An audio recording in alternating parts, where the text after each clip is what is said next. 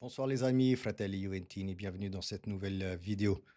Vous l'avez tous vu sans doute, Jonathan David est arrivé ce matin à Turin.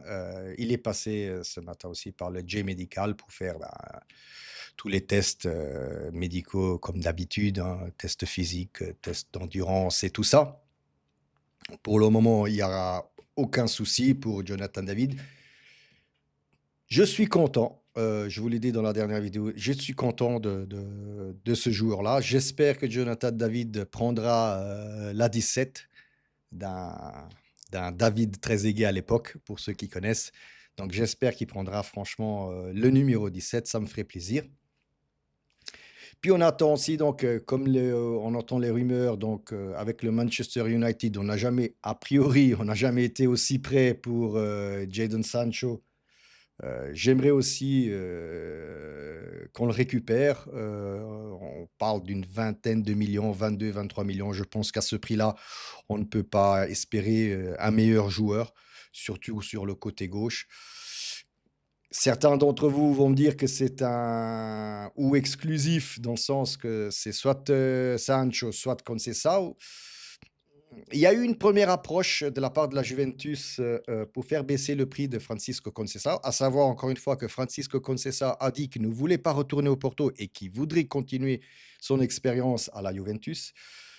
Une première approche a été faite, la Juve a dit 20 ou 22 millions, mais Porto ne veut pas descendre en dessous des 27 millions. Je pense que c'est quand même un tout petit peu trop, mais je pense aussi que on va trouver una via di mezzo, je pense qu'entre 24 et 25 millions, plus les 7 qu'on lui a donnés cette année, je pense qu'il y a moyen de garder Francisco Conceição et je pense qu'il y en a grand besoin, au vu de la saison prochaine, de la Champions League et de tous les matchs qu'on doit jouer. Donc clairement, je pense que de ce côté-là, on est bien. Maintenant, il reste, pour finir, bah, notre attaquant. Est-ce que ce sera Kolo Muani? Est-ce que ce sera un Osimhen? Je ne sais pas. Le problème, et je vous l'avais déjà dit, pour l'attaquant, ce vrai numéro 9, hein, et encore une fois, je le dis, pour moi, Jonathan David, oui, peut-être un 9, mais c'est pas un pur 9, c'est plus un rapace de la surface des réparations, on va dire ça comme ça. Ce n'est pas un pur 9, pour moi, hein, comme moi je le vois, hein, après je peux me tromper. Mais voilà, le problème, c'est que toujours, et c'est toujours la même chose, Vlahovic bloque notre mercato pour les attaquants. Alors, ce qu'on peut lire un peu dans les médias aujourd'hui, ça me rassure pas trop, dans le sens où on parle de résiliation de contrat entre les deux parties. Qui dit résiliation de contrat veut dire buona uscita pour le joueur. Donc, ça n'arrange, enfin, pour moi, c'est quelque chose qu'on ne devrait pas faire parce que ça n'arrange vraiment pas les bidons de la Juventus. Parce que non seulement l'amortissement du joueur qui est encore de 19-20 millions, 20 millions, on va les perdre. Donc, minus Valenza sur ce joueur-là au bilan de l'année prochaine, hein, en juin 2026. Mais en plus, vous le savez, s'il y a résiliation de contrat, il y a buona uscita. Donc, on va lui donner de l'argent, 7-8 millions, donc ça ferait 14-15 brut, quelque part. Donc, en gros, plus l'amortissement, ça fait 34-35 millions au bilan l'année prochaine. Donc, il va falloir les récupérer quelque part. Je pense que c'est la dernière solution possible.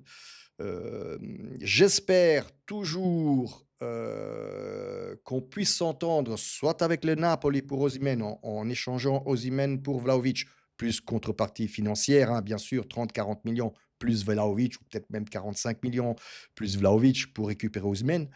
Parce que sinon je ne vois pas comment on peut, vendre, Vlahovic, tout simplement.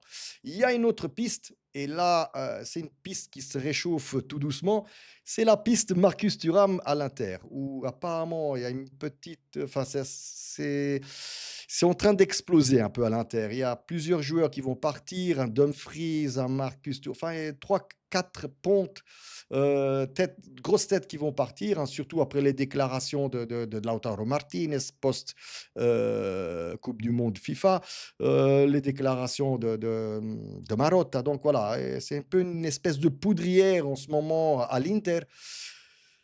Pourquoi pas un échange entre l'Inter et la Juventus, Vlahovic, Marcus Thuram, avec bien sûr, contrepartie de 30, 40, 45 millions encore une fois, hein, parce que, je pense que, sinon le deal ne pourra pas se faire. Donc voilà, il y a plusieurs possibilités de, entre guillemets, toujours sportivement, de se débarrasser de Vlahovic.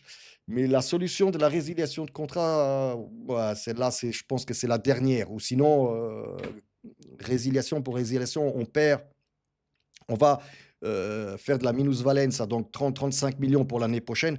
Autant le garder cette année, le mettre en tribune ou sur le banc et lui payer ses 12 millions. Donc ça fait 20 millions bruts pour la Juve. Au moins, voilà, on n'aurait pas perdu cet amortissement-là. Voilà, je ne sais pas.